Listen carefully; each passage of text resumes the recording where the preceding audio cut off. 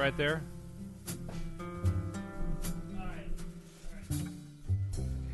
Technology, right? Okay. Alright, so let me go back to this. Alright. Okay, so I'm going to share my screen with Chris. I'm clicking on the share button here on Skype. Pulling down here, sharing full screen. That's going to start a call, and Chris is going to answer the call, and there'll be a little highlighted thing that he'll maximize to a full screen so that he can actually see my screen. And that way we can train on this whole thing. Tell me when you're ready. You're all set? Okay. Alright.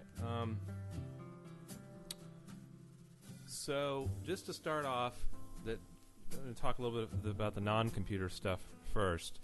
I started this ensemble and concert series about 9 years ago with the goal of taking famous local singer-songwriters' music, writing string arrangements, presenting it in a very nice concert situation in a church where people could sit down and really hear the lyrics and not be in, say, like a bar scene, where there's a lot of distractions. And so it gives the artists a lot of respect, and a lot of the music that you would hear maybe at a bar in Austin, where there might be a lot of distractions, that's not happening on this concert series. So 10 years ago, my intention was to start a regular concert series where we take it into a church and present it that way. And what I do as the leader, Will Taylor of Strings Attached, is I take the artist's music and recreate arrangements that go around it with strings, piano, percussion, adding elements of jazz and folk music and classical music. You still hear me okay? Okay.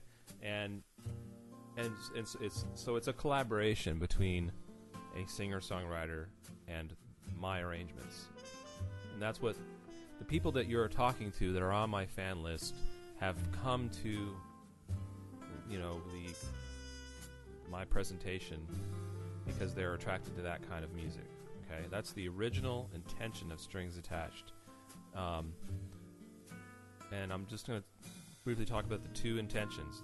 That's the first one, which is presenting the singer-songwriter with string arrangements in a beautiful church setting. Okay.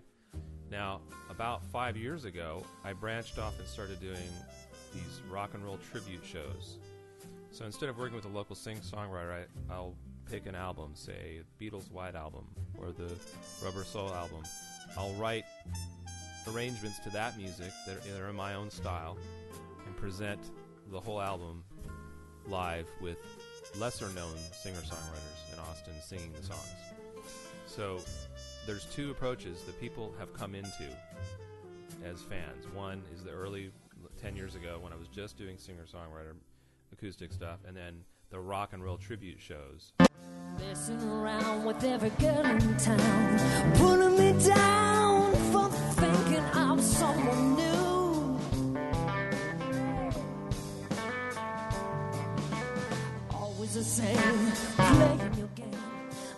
Which are more like a traditional rock concert, but with still with the strings and still with my arrangements and the jazz influences. So the people that you talk to, they're going to either like one or the other or both.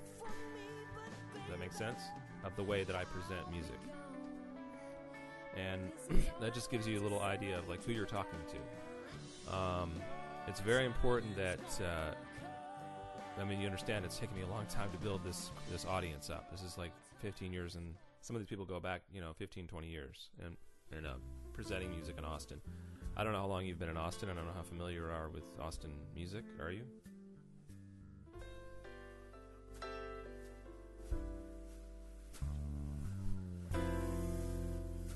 Great.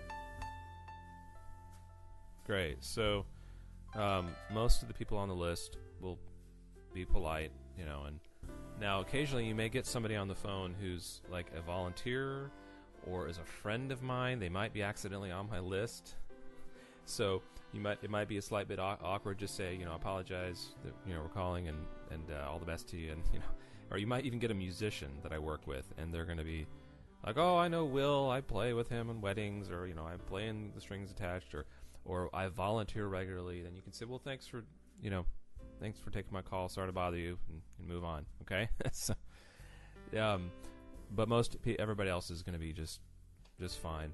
And there's 1,700 names. Chris just asked how big the list is. I got to remember to ask to relay your questions. 1,700 names on there with phone numbers, okay? And I have a checklist I'm going to go down here with you. So, number one, you're going to have a group. I'm going to assign a group to you, and you're going to be the red group, okay? So just if you go into this, I'm going to start working on the Zoho here. If I click on contacts, just like that, and I look down here, there's a thing that says view. And there's all kinds of custom views that you can look at and sort the contacts that I've put together. Now, since I'm assigning red to you, there's going to be down here it says red group and then red season interest. Do you see that? Is it coming up? Okay.